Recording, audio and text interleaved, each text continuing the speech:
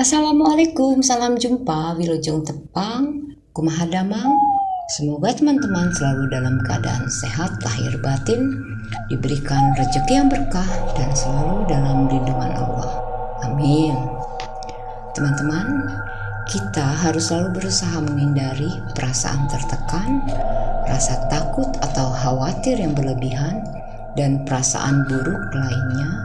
Jangan sampai imunitas kita down, dan jangan lupa untuk banyak beristighfar. Apalagi untuk teman-teman yang terpaksa banyak tinggal di rumah di masa pandemi korontil ini.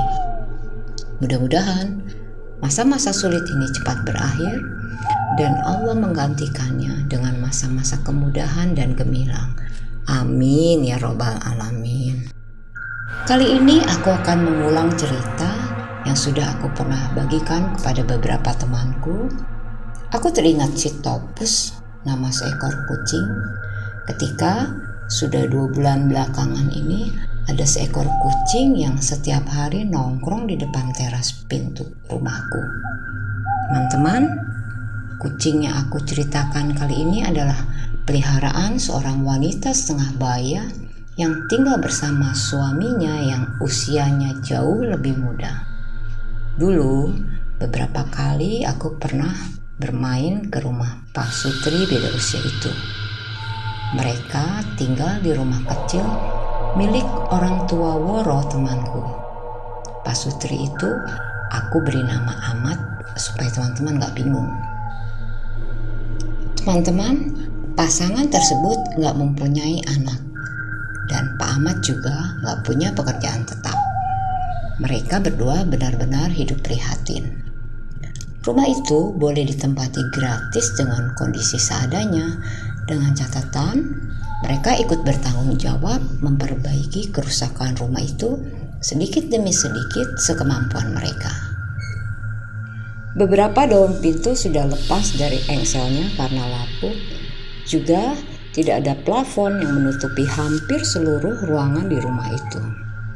Dan cat dinding di rumah itu sudah mengelupas di bagian luar dan dalam. Rumah itu sebenarnya akan terlihat rapi dan mungil kalau sudah direnovasi.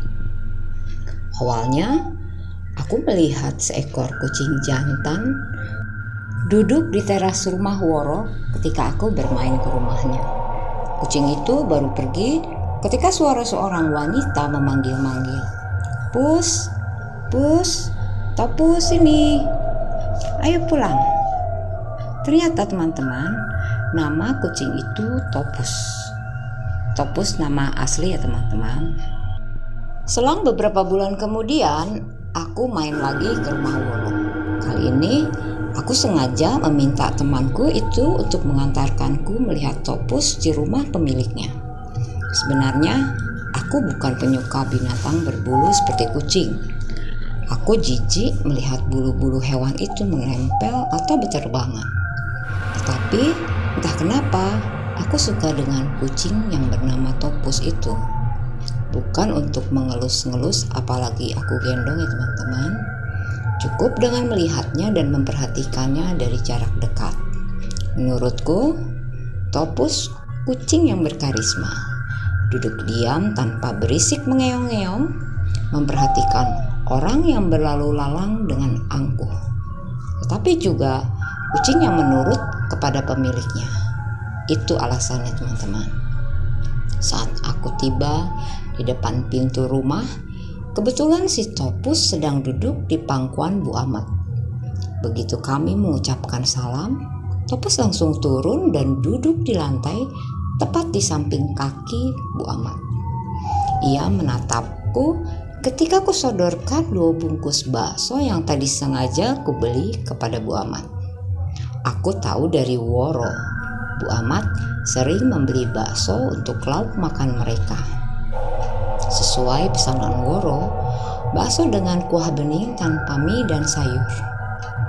Alangkah kaget ketika Bu Ahmad berkata seperti ini. Alhamdulillah, akhirnya bisa makan ya Pus. 2 hari belum makan ya Pus. Beliau lalu beranjak masuk ke dalam, kemudian keluar membawa sedikit nasi dalam piring plastik dengan bakso yang sudah dipotong-potong kecil dengan kuahnya. Ditaruhnya piring itu di pojok ruang tamu itu. Si Topus baru makan setelah Bu Amat menyuruhnya makan. Aku melihat dengan tatapan heran, seperti tidak melihat keheranan di wajahku. Bu Amat lalu melanjutkan. Topus jajarnya bakso untuk makan. Sebenarnya garing ngobrol dengan Bu Amat. Bicaranya datar walaupun sikapnya ramah. Setelah Topus menghabiskan makannya, ia duduk di samping piring makannya. Ia nggak menjulurkan lidahnya menjilat-jilat bibirnya seperti kucing lainnya setelah makan. Kali itu, lagi-lagi aku dibuat heran. Bu Amat menyuruh Topus mengambil dompetnya yang ditaruh di tumpukan pakaian dalam lemari. Aku bertambah heran. Gak sampai 2 menit, ia sudah kembali dengan menggigit dompet koin kecil di mulutnya. Waduh, lebih baik aku pamit aja deh. 2 bulan kemudian, Woro meneleponku sambil bergurau. Dia bilang kalau Topus minta ditraktir bakso. Aku jadi teringat lagi. Akhirnya, aku menyempatkan waktu untuk main ke rumah temanku Woro. Kali ini, aku hanya membawa sebungkus bakso dan sekantong kresek berisi makanan instan lainnya untuk kuberikan kepada Bu Amat. Hari itu, Minggu pagi sekitar jam 11, ada tetangga Woro yang sedang mengadakan hajat pernikahan. Jalan yang sempit membuat banyak tamu undangan yang datang. Sebagian duduk di halaman rumah Woro dan teras rumah Bu Amat. Mereka makan sambil mendengarkan suara penyanyi di atas panggung. Ketika kami mendatangi rumah Bu Amat, pintu rumahnya tertutup. Pada ketukan ketiga barulah Bu Amat membukakan pintu. Beliau mempersilahkan kami masuk. Setelah itu kami duduk dan aku memberikan bungkusan yang kubawa. Beliau kelihatan senang dan mengucapkan terima kasih. Dari arah dalam muncul si Topus. Seperti biasa ia duduk di samping kaki Bu Amat.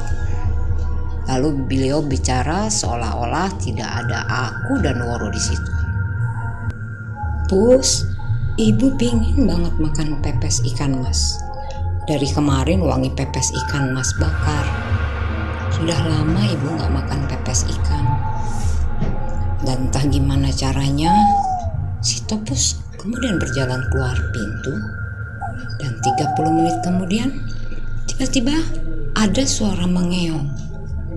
Suaranya dari arah atas. Di tiang plafon rumah yang bolong, kucing itu sudah berdiri di sana. Ia mendorong sesuatu dengan mulutnya hingga jatuh tepat di atas meja. Dan ternyata itu adalah pepes ikan mas. 2 ekor ikan besar-besar terbungkus di dalam daun pisang yang sudah dipanggang. Bu Amat tersenyum misterius. Katanya, "Makasih ya Pus." 2 menit kemudian, si Topus sudah duduk lagi di tempat biasa, di samping kaki Bu Amat yang sedang duduk di kursi ruang tamunya. Buru-buru aku pamit pulang. Kali itu, keherananku bercampur perasaan seram. Pepes itu milik tetangga yang sedang hajat. Tetapi entah lupa atau ada alasan lain, tidak ada basa-basi untuk mengajak Bu Amat bergabung seperti ibu-ibu lainnya.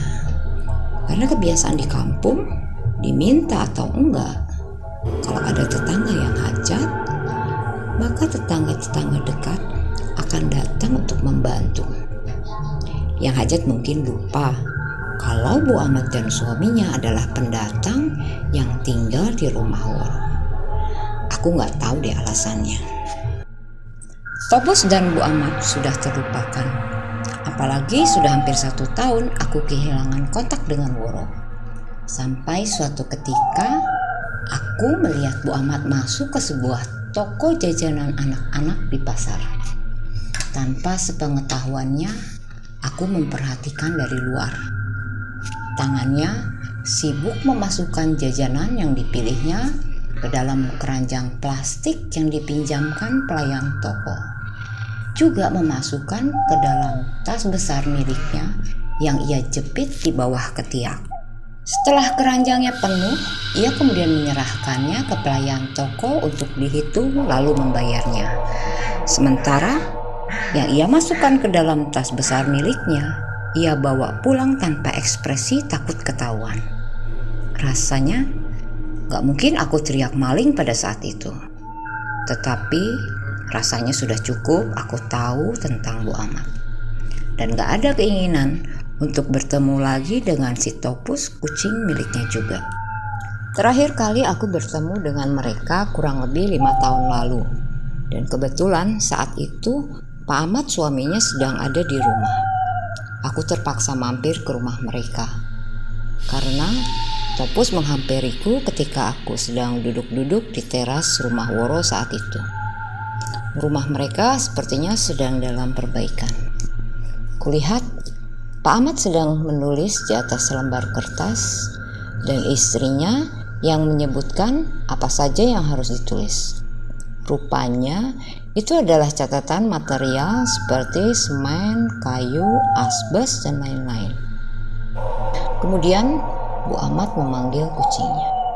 "Pus, antar Bapak ke toko yang kemarin ya. Ibu minta barang-barang yang kurang. Bilang ke Singko ya, Pus."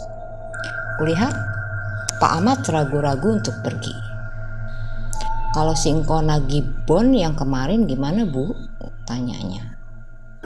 "Gak bakal nagih, Singko. Dia sudah lupakan, Pus," kata Bu Amat kepada suaminya. Tangannya mengelus-ngelus punggung kucingnya si Topus. Lalu ia mengikuti langkah kaki Pak Amat menuju toko yang dituju. Selagi aku masih di rumah Woro, kulihat mobil bak membawa semen, kayu, asbes, dan lain-lain berhenti di depan rumah Pak Amat. Aku mulai curiga kepada keluarga Pak Amat dan kucingnya. Semua yang kulihat dan yang kudengar sendiri sudah membuatku heran bercampur seram. Apalagi ketika ibunya Woro membuka banyak hal tentang mereka. Ternyata Bu Amat sering berhutang ke warung-warung kecil, bahkan toko-toko besar dan tidak pernah membayar. Dan pemilik warung atau toko tersebut tidak ada yang berani menagih hingga akhirnya terpaksa mengikhlaskan. Dan banyak juga tetangga-tetangga yang kehilangan uang bersama dompetnya. Mereka yang kehilangan merasa sudah menyimpan dompetnya dengan baik. Dompet mereka hilang tanpa jejak. Mereka mencurigai si Topus. Aku putuskan untuk tidak berhubungan lagi dengan pasangan suami istri tersebut.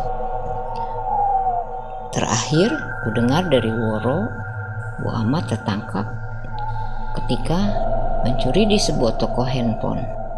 Ia mencuri handphone ditemani si Topus. Ambiar sudah.